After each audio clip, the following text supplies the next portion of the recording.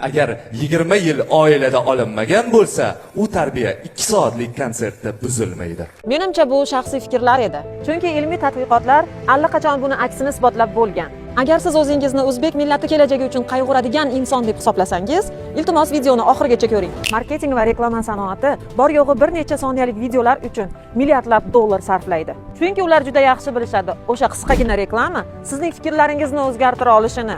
Endi 2 soatlik konsert esa sizni butun boshli qadriyatlaringizni chilparchin qilib yuborishi mumkin.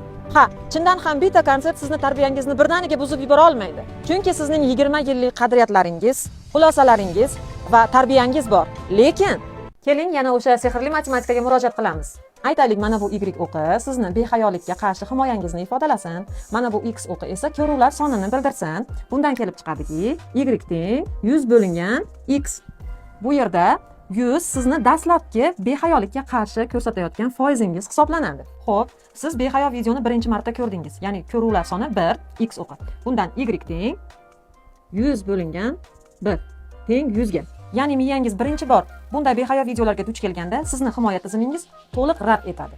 Demak, biz X o'qidan 1 ni, Y o'qidan esa 100 ni belgilab olamiz. Va mana bu nuqtaga ega bo'lamiz. Endi biz behayo videoni ikkinchi marta ko'rdik. Ya'ni Y teng 100 bo'lingan X ni o'rniga 2 ni qo'yamiz va bizda 50 chiqadi. Va biz Y dan 50 ni, X dan 2 ni belgilab olishimiz kerak. Va biz mana bu nuqtaga ega bo'ldik. Endi biz videoni 3-marta ko'rdik. Bundan Y teng 100 bo'lingan 3 teng 33,3. X dan 3 ni, Y dan esa 33,3 ni belgilab olamiz.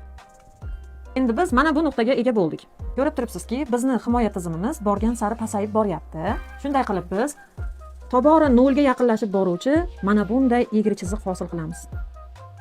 Ya'ni ko'ruvlar soni ortgani sayin himoya tizimimiz tobora 0 ga yaqinlashib boraveradi.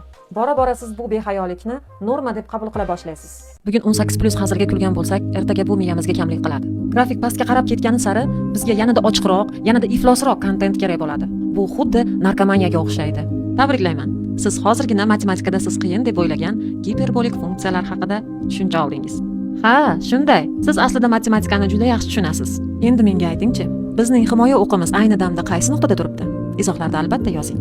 Opam mashhur bo'lish uchun rosa birovlarni chaynayapti do'mi. Deyayotgan do'stlar, qalbingiz shunchalar qotib ketdimi? Axir men farzandlarimizni, kelajagimizni o'ylab gapiryapman-ku. Agar bugun jim tursak, ertaga farzandlarimizning lug'atidan uyat degan so'zni qidirib ham topa olmaymiz. Har safar obuna bo'ling deyish o'zimga ham yoqmaydi. Bu meni obro'yim uchun emas, bizning ovozimiz qanchalik baland bo'lishi uchun juda zarur.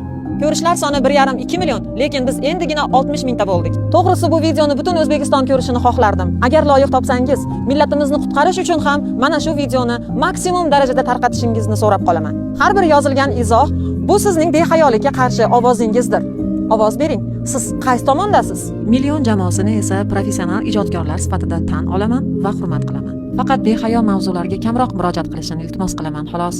Ishonamanki, bu jamoa 18+ mavzularsiz ham bizlarni kuldira oladigan kuchli ijodkorlardan tashkil topgan. Men o'z millatimni sevaman va uning yuksalishi uchun qo'limdan kelgancha harakat qilyapman. Kamchiliklari bo'layotgan bo'lsa, uzr so'rayman. 18+ mavzulardan qattiq parhez qiling.